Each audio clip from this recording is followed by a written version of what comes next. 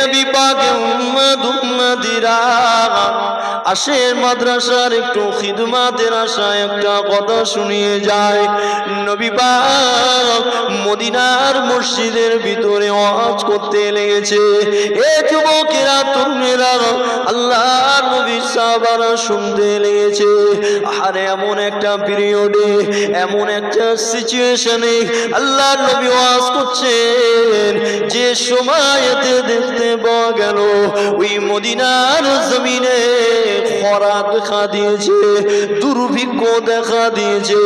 এরকম একটা সময়ে আল্লাহর নবী ওয়াজ করছে, সাহাবারা শুনতে লেগেছে। আরে সাহাবা হুজুরদের কাছে টাকা রয়েছে কিন্তু খাবার নাই, এর নামই হলো দুর্ভিক্ষ। টাকা থাকবে কিন্তু খাবার পাবে না গো। এইরকম একটা সিচুয়েশন চলতে লেগেছে, এইরকম একটা সময় অতিবাহিত হতে লেগেছে। মদিনার মসজিদে আল্লাহর নবী ওয়াজ করতে লেগেছে। হঠাৎ করে দেখতে পাওয়া গেল, হঠাৎ করে শুনতে পাওয়া গেল মদিনার মসজিদের বাইরে থেকে একজন আওয়াজ দিয়েছে। কি আওয়াজ দিয়েছে? ওগো, ওখানে খাবারের গাড়ি ঢুকেছে, যারা খাবার নেবে তাড়াতাড়ি চলে যাও, অন্যথায় খাবার শেষ হয়ে গেলে আর পাবে না।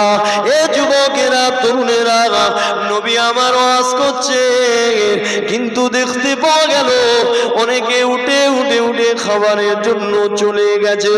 সবাই চলে গেলেও দেখতে পাওয়া যায় হযরতে আবু বকর বসে রয়েছে। জোরে বলবেন না, নারে তাকবীর।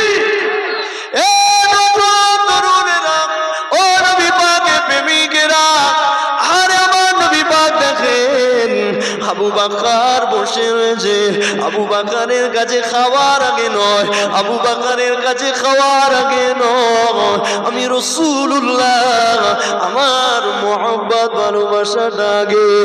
আরে সঙ্গে সঙ্গে দেখতে পাওয়া গেল জিবরাইল আলাইহিস সালামের আবির্ভাব হয়ে গেছে। আল্লাহ নবীর কাছে জিবরাইল সালাম চলে এসেছে। আল্লাহ পাক জিবরাইল সালামকে বললেন, ও হযরতে জিবরাইল, যাও আমার আবু বকর আমার নবী পাককে আর এত সম্মান করেছে, সবাই চলে গেলেও আমার আবু বকর আমার নবী পাকের ইজ্জতে, আমার নবী পাকের সম্মানে বসে রয়েছে।